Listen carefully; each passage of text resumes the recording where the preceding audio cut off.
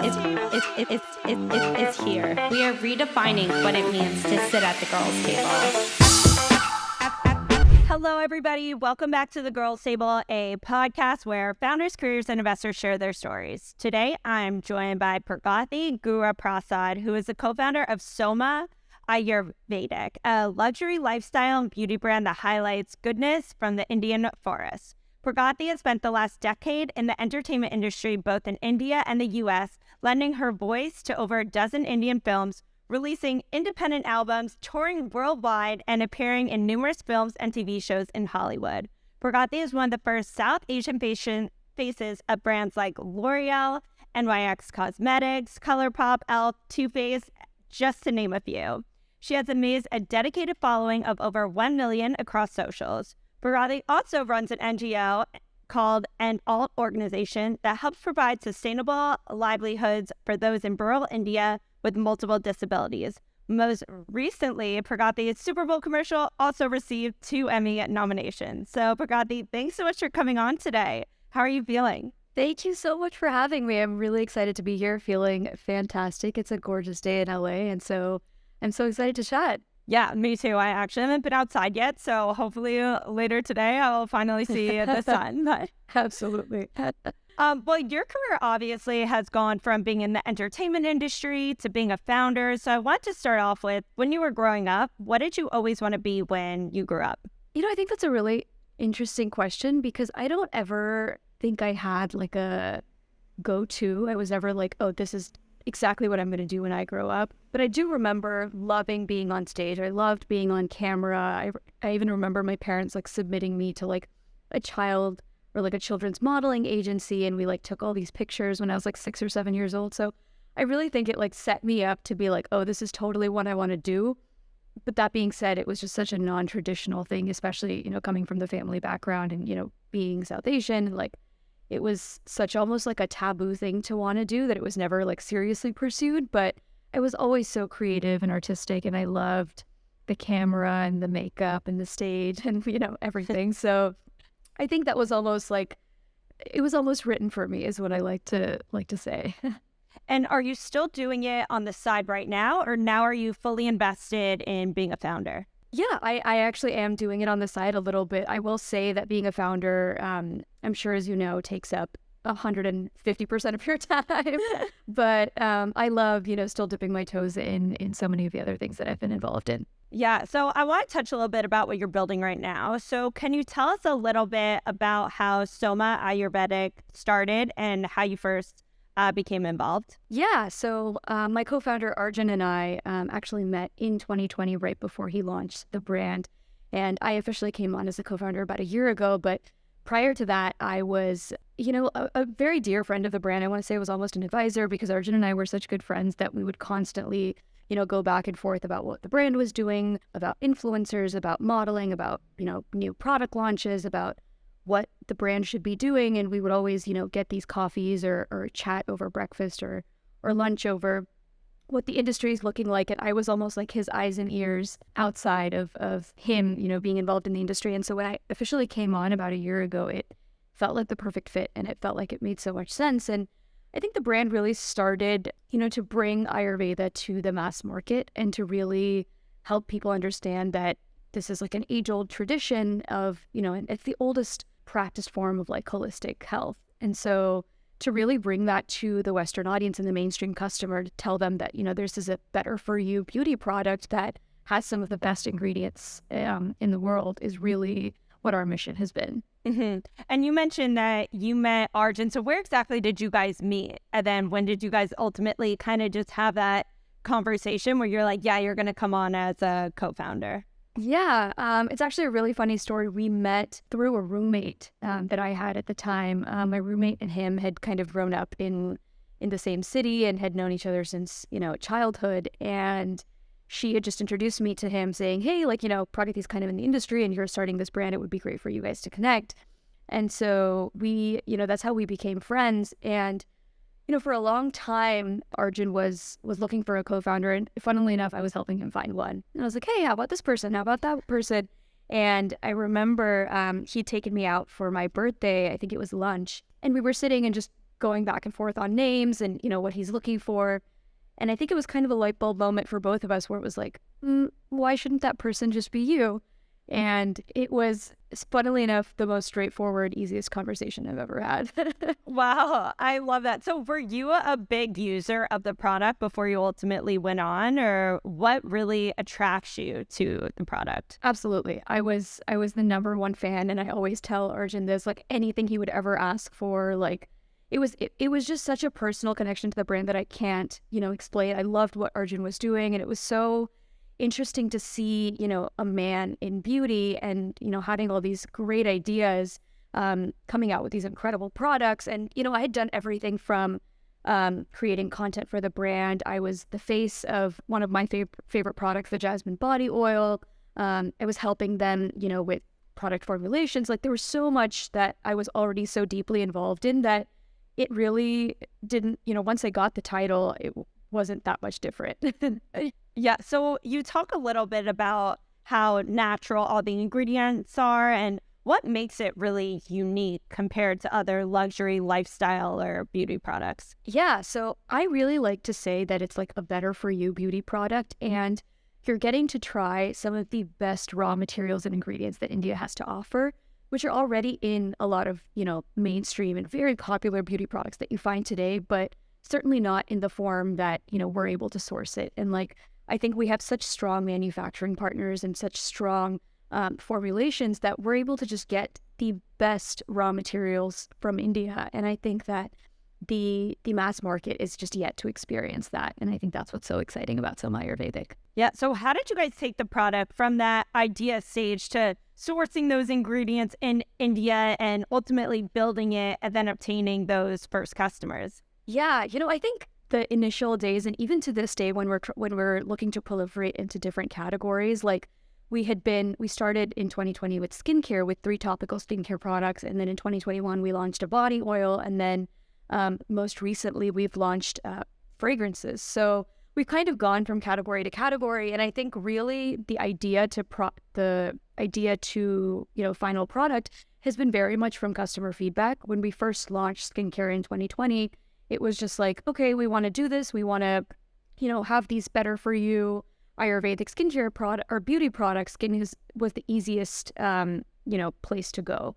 So once we launched that, our vitamin C was so wildly popular. And not only did people love the way that it felt and what it did for their skin, but they loved the scent. They were like, wow, this smells so good. And it was, it's this rose citrusy scent. So we kind of took that and the consistency, which is like a serum oil-like consistency. And we were like, okay, people really love this. What should we do next? And we kind of wanted to get out of the hardcore skincare space. And so we thought, okay, what ingredient does India have that I feel like people have not smelled out here? And that's really the jasmine. Jasmine is native to India, and it's I think there's a lot of jasmine products on the market, but nothing smells like India jasmine. And so we basically took that and said, okay, let's make the best body oil in the world that's so hydrating and smells absolutely incredible. And so we did that. And then our customers were basically saying, it smells so good that we don't even wear perfume because it smells so good.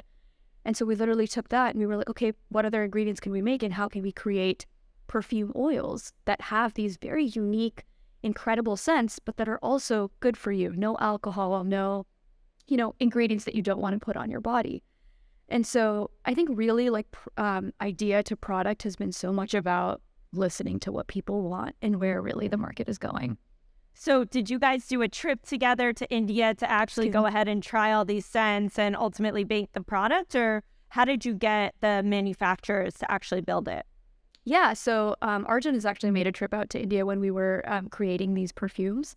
And so he went to a village called Kannauj, which is the perfume capital of India.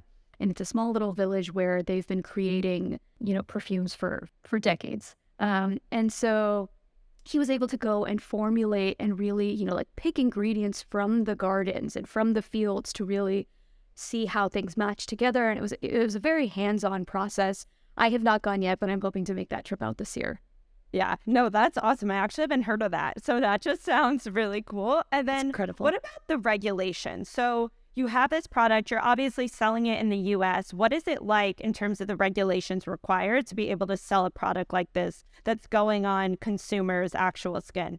Yeah, so in terms of like FDA regulations and things like that, we don't have any, formal, I guess, like written regulations or anything that's preventing us from manufacturing in India and then selling to the U.S. customers. So that's never kind of been a barrier particularly. Okay. So who is your ideal customer that you guys are targeting for the product? Yeah, so I think we're looking at about 22 to, I want to say like 60, and it's a really wide range because I feel like there's something in it for everybody. Everyone wears perfumes, everyone nourishes their body with body oil, but I think we tend to focus on, I would almost say like 30 to 60, 65, just because our products are at a luxury price point. And truly they cater to anyone, man, woman, anybody that's just interested in having that luxurious experience. Our perfumes are unisex, and we have 2 out right now. And I would say our Old Delhi Oud men have absolutely love and wear it so much. So I think really in that like 30 to 65 range of anybody that is excited to try like a luxurious product that's so good for your skin. And I feel like in LA, it's probably even earlier and younger because everybody just wants to feel young and has the Peter Pan syndrome and nobody wants to look old. So yeah, absolutely. So what's been the biggest challenge you faced trying to form and grow the company? Yeah, so I think, at first, like Ayurveda is, for starters, a hard word for a lot of people to say, and it's not a science that a lot of people are familiar with. So I think back in 2020, that was certainly a barrier that was difficult to cross.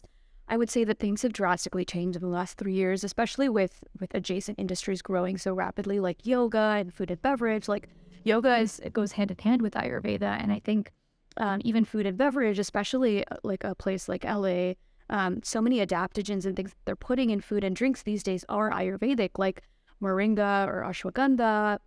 And, so many of these things are rooted in Ayurveda. So as I feel like these adjacent industries are growing and people are understanding more about it, it's been so much easier to explain and kind of cross that barrier of being like, okay, you don't need to be an expert on Ayurveda to try this, but you should try this. And then maybe we'll welcome you into our world of, this like education storytelling process. Yeah, no, that's awesome. And you as an individual are a creator, and I feel like we're seeing so many other creators like Selena Gomez, Hailey Bieber, who are going out, obviously the Kardashians too, and building these products. I'm curious to know how you guys really obtained your first customers and what's your main source of obtaining new customers today? Yeah, so I think we launched at a very interesting time, which was 2020.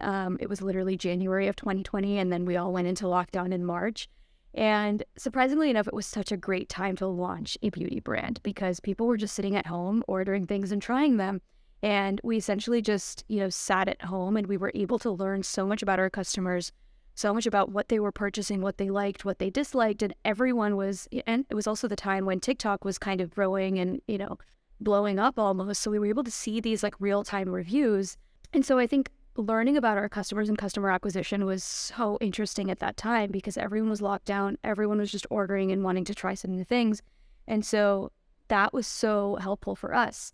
And I think over time as well, Instagram and social media have been so huge to us. We've been doing a lot of gifting. And now, as we've kind of eased up for the pandemic, we've been doing a lot of in-person events because we feel like with launching fragrance and body oil and leaning so heavily on scent, it's really important that people get to experience it.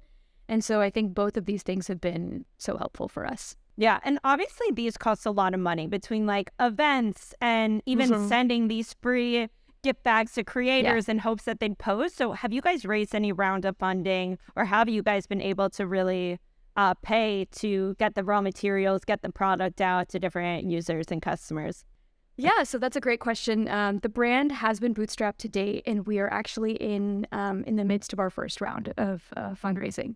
Wow. How has that been? I know it's like a really hard market right now. Yeah. So this is kind of my first time fundraising, and I think my co-founder Arjun's as well. So it's been such an incredible learning. And I think, we've done so well as a brand that it's been great to see, more folks come into it organically. But you're totally right. It is definitely a hard time to raise right now. And we have so many incredible ideas that we want to see come to life. So we're hoping to close this round sooner than later. But it's been going as well as it can given the current market.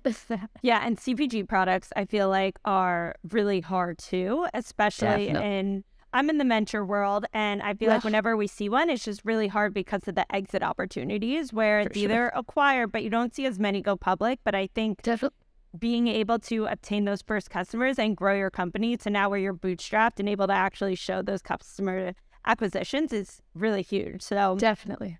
and before I get into your experience in the entertainment industry, you also talked about utilizing kind of TikTok and Instagram to also get customers. How has that been? Because I know you have a following like 1 million across platforms. So how has that been really obtaining customers and actually getting them from watching your product and watching you grow it to ultimately pressing the purchase button and actually buying the product? Totally. Yeah. I think it's been such an interesting learning because I definitely have done, a lot of brand work during my, time as growing on social media. But it's so interesting to kind of be on both sides of it, where not only am I talking about this product and calling this product my own, but also seeing kind of what that translates to in real time.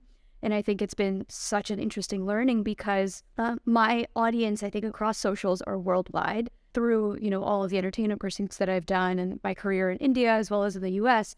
It's been so interesting to see that translate to the brand as well. And now, we're receiving so many more international orders. People are so much more excited about it. And I think the very unique thing about my following is that they've always been, kind of friends and very personal. And they've been on this journey with me for about 11 or 12 years now. And so they've kind of seen me also grow up. So it's so incredible to see people who've been following me since I was on TV like 11 years ago, still wanting to support the things that I'm a part of now. So when I talk about something, they know that it's not just like, oh, this is just sponsored or she's just making a lot of money for this, but it's truly something that I very, very much believe in. And I think kind of coming into a brand and being like, hey, this is my brand and this is something that I'm working on translates so differently because people are so excited about it. So I feel like I almost haven't had that issue of like, okay, people are seeing it and it's getting a lot of impressions or it's doing really well on social, but people aren't purchasing. And knock on wood, I've been, so grateful for having that kind of an engaged and trusted audience. Yeah. And I think what's really impressive too is kind of the price point you guys are at because you're luxury and you have this skincare. How did you guys ultimately decide to go into that luxury price point as opposed to maybe a little bit less of, I know like Coco Kind, for example, is kind of an all natural, but a cheap version of natural products. Yeah, I think there was a couple of things going into that thought process. One of them is that I think Ayurveda and Ayurvedic, experiences are luxurious. And I think to really inculcate that like mindset of being like, this is a luxury experience that you're having. And, if you were to go to like an Ayurvedic resort or a spa, it is a very, very luxurious feeling experience. And so we really wanted to kind of embody that. Also, like the ingredients that we put into our products are, sourced from some of the best places in the world. Like, for example, our jasmine body oil is the most fragrant jasmine absolute. And so really to be able to source those materials and put the best possible ingredients into our products definitely comes with, a cost and comes with making sure that we stay up to that luxurious standard. So I think it was kind of a two-way thought process. Yeah, no, that makes sense. All right, let's get into your experience in the entertainment industry. Yeah. So your experience has been spanning across the entertainment industries in India and the USA. And honestly, it's truly really impressive. I looked you up beforehand, watched some of your videos. So how did these opportunities come about? And then how do you feel like those opportunities actually contributed to shaping your career now? Yeah, so it's actually a really interesting story, kind of how I got my break. I've been singing since I was a little kid. I sang Indian classical music growing up, and it was a really big part of my life. I would perform all across, the Bay Area where I grew up. It's funny, we would spend a lot of time in India because that's kind of where we would go to train over the summer with our teachers. And I think we were in India one summer and my mom saw an ad for Super Singer, which is this TV show, which is much like American Idol on TV. And she was like, oh, like send in your tapes and blah, blah, blah. And she didn't tell any of us. And she sent in a tape of me singing to the TV show. Long story short, we heard back from them. We made the decision for me and my mom to move to India to be on this TV show. I competed for a year and I was one of the finalists. And then that just led to so many opportunities. And I think that experience of being a year or spending a year on TV opened up so many doors. And that specific season, the TV show is still running. And just like American Idol, they've had numerous seasons. But I really think that our season was one of the most popular and highest grossing. And so it just so happened that it opened up so many doors. I started singing, in Indian films. I started going on tour. I released my own music. And not only musically, but I started getting offers to act and model, brand endorsements, social media deals. And like, I think my career just kind of blew up. But this was at a time when I was like 15, 16 years old. And so my parents were like, we really love this for you, and did not anticipate this really blowing up, because none of my family is in entertainment or anything similar. So they had no idea what they were getting themselves into. It was just like, my daughter can sing and I want the world to hear her, And so we did that. And my parents were like, okay, this is great. And we see a great career for you, but we immigrated from India for you to get, this experience in the US and to get a better education and to, be able to live out here. So why don't you come back, finish school, get a degree, and then, go do whatever you want. And so I moved back to the US, and I was kind of back and forth between India and the US for a little bit, just, working and traveling and touring and things like that. And I was in school in between. And then ultimately, when it was time to go to college, I went to UCLA. And it's so funny when I talk about this, because I feel like every step of my career was very much like the universe almost telling me, like, this is the direction that you need to go. And every step of the way was like a stepping stone to almost get to where I am and where I continue to go. And, coming to LA and kind of being in the heart of the entertainment industry was like the perfect opportunity for me to kind of bridge that career that I had and the network and the people that I knew to working out here. I remember when I was moving into my dorm at UCLA, that was the time that Priyanka Chopra had her show Quantico. It was coming out. And so when I was moving into UCLA, there were billboards everywhere of her, just these like these monster-sized billboards of her. And I was like, if she can do it, I can too. And, that's really where it came from, where I was like, I really would love to start working out here. I started taking meetings, and I signed to my my agency, who I'm still with today. And that's the rest is kind of history. So looking back at that time in high school, when you moved back to India, you're kind of traveling the world. Do you feel like you missed out on that experience being a child just in high school? That was just like getting drunk or like going out with their friends, doing a high school sport. Looking back. Yeah. I think there were definitely bits and pieces that I definitely missed out on. And like my family as well as myself, we say this a lot, is that like I grew up really fast just because I had to, and I had so many eyes on me so young. That being said, I think it was so interesting because I had this like immense popularity in India and like kind of in Indian communities all over the world. But when I came back home and I was still in high school, I think the best thing that happened to me is that my friends and everybody around me just treated me like another high schooler. There was no, like, you're so famous and you have this entire career going for you. And I got a little bit of that when I was in school. And so, and like still to this day with my friends, they're just like, we think it's crazy that you have all these followers, or we think it's crazy that you're, so well known across the world, because that's not who you are to us. And I think that's something that I hold so close to my heart, is that I was able to almost get that like Hannah Montana-esque experience. But that being said, I really do think back on it now, and there were bits of like high school and college that I wish I was able to do, just as a normal high school kid or just as a normal college kid. But I don't think I would really give it up for anything. Yeah, and how did you balance that? Because going to college, like college is hard alone. You're on your own now, and it's like, but you're also doing acting, singing, everything else on the side. So how were you able to manage the two?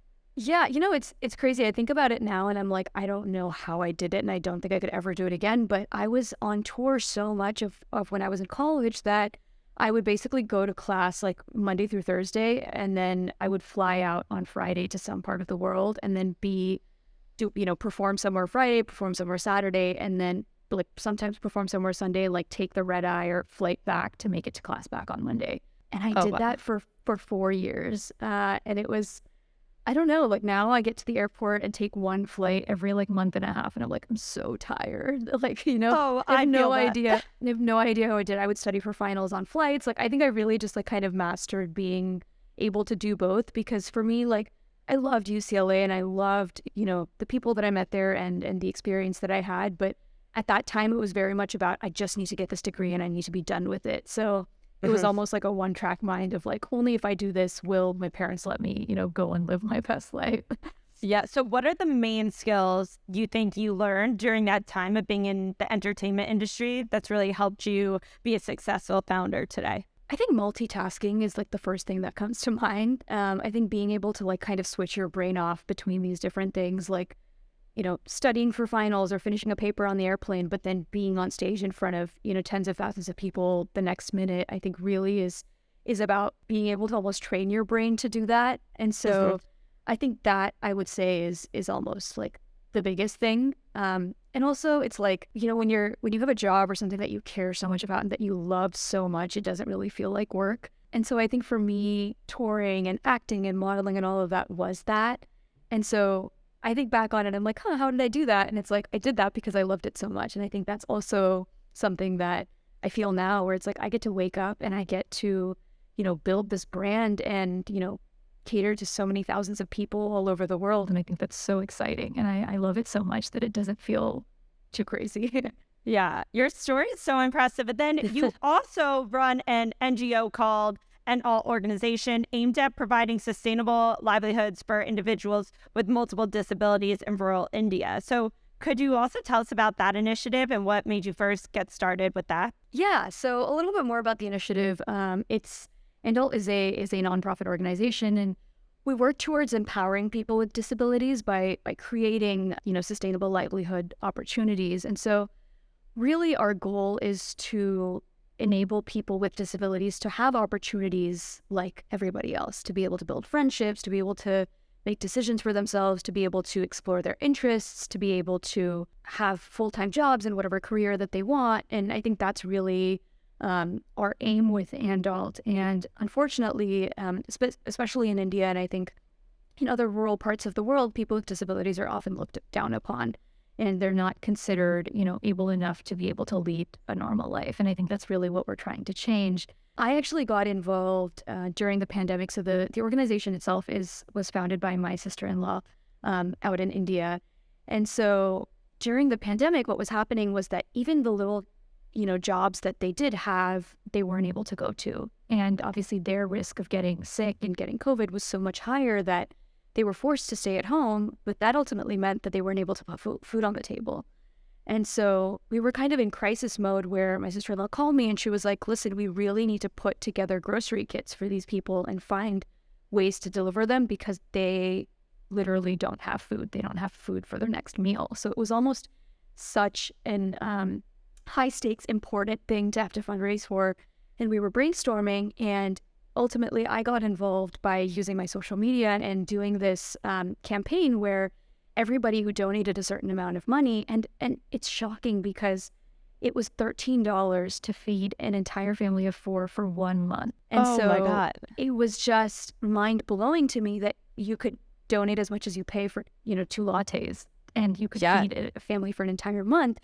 And so I basically used my social media and I said, hey, if you donate, some multiple of 13, then I will send like a personalized video to you or your loved one, either singing your favorite song or, wishing you for something. It was almost like a cameo type situation. And it did so well. I think we raised over $40,000-$50,000. And we're able to feed families for, the course of the pandemic. And the kind of relationships that we built is that we almost tied donors to families. And so there's some donors that are still supporting those families across everything they need to this day, whether that's medical expenses, whether that's grocery bills, whether that, whatever it is that they need.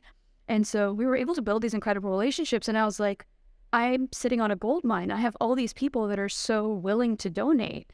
And this, incredible audience that's willing to listen to me. I want to be, a bigger part of this. And so that was one of the first projects that we worked on that was incredibly successful. And I've been such a close part of the organization since. And it's one of my favorite things to do. People always ask, like, if none of this existed and you had to go and choose something to do, I really think I would move to India to work on this full time, because just the impact that you have on these people is life-changing. Wow. So many people in the world are just so intertwined in their own life. They're like, they have so much going on with them, whether it's work or just their life. And you forget about the people who really need your help. It's not even like a want. It's like they need to get food on the table. They need to have the medical expenses. And I just want to say, I think that's Amazing. You're probably still like singing and answering all those $13 like donations. You're like, probably should have made it just a little bit higher. But no, that's really incredible. And I'm like truly inspired by that because thank you. I feel like sometimes it's like it even makes you as an individual feel good to give back. But when you're like directly seeing the effect that it's having on others, absolutely. it's like, that's amazing. So do you ever see yourself moving back to India potentially, or you kind of always want to stay in the US and work from here? Yeah, I think my whole life I've kind of been almost like 70-30, where like 30% of my time has been in India, 70 here. And I want to say now it's probably more like 90-10, just with all of the things that I've been working on. But I think Soma is so closely tied to India, and our manufacturing partners are out there, and it's really about, the goodness of the Indian forest. So I would like to spend more time in India, and hopefully, I would like to see my career in the next 10 years being split a little bit more 70-30. Yeah, and you were one of the first South Asian faces of major cosmetic brands like L'Oreal, NYX, e.l.f. Can you speak of the importance of diverse representation in media and advertisement campaigns today? Absolutely, yeah. I think when those things were happening, I didn't realize the impact and the importance of me being able to be a part of those campaigns. And now I kind of look back on it, and I remember when I moved to UCLA and saw, Priyanka Chopra on all these billboards and being like, that's the moment when I was like, I could be that too, is the same realization that so many other people have had seeing me in these campaigns, and, hearing it firsthand from people that have seen it, and people who've now, changed their career paths and wanted to do this because they've been able to see someone that looks like them in media. And I think that in and of itself speaks to the importance of, seeing people that look like you in, these huge advertising campaigns, because ultimately those people are your customers as well. So not only is it, correct marketing or advertising in so many ways to be as inclusive as possible, but I also think it's just so incredibly inspiring to be able to see that and to be able to feel yourself in that. Yeah. So what's coming down the pipeline for Soma Ayurvedic, and anything exciting we should know about in the listeners? Yeah. So we have been a D2C brand up until now, and we are launching with our first retailer in July, which is super exciting. Still under wraps, so I can't give away too many details, but that is what I'm most excited about. I'm so excited about seeing Soma Ayurvedic on shelves and, for people to be able to experience them firsthand. Wow, that's incredible. I'm going to ask you after this call who it was. Of course. And then is there any final advice you have for the listeners today, whether that's other founders who are looking at getting started, or even like individuals who's looked up to you as an artist in the industry, or just really anything that you want people to know? Yeah, I think it's so almost like cliche and woo-woo to say, but really, one is to really listen to your gut and your intuition. If you want to work on something, if you want to, quit your job and do, have a creative pursuit or start a creative side hustle, I think it's really about listening to yourself and what you need in that moment. And I think it's so much about being willing to put in that work, because it's really not as glitz and glam as easy as it looks from the outside. When you're really in that position, you need to be willing to put in that hard work and really have a vision about what you want to do and where you want to be. And so I think that's really what I would have to say. One is like, listen to your gut, listen to your intuition, and two, be ready and willing to put in that work.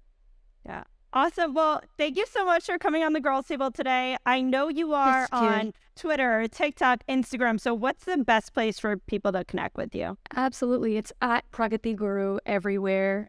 So definitely find me, come and say hi. And this was so much fun. Elena, thank you so much for having me. Of course. Thanks for coming on, and thanks everybody for listening. Have a great day.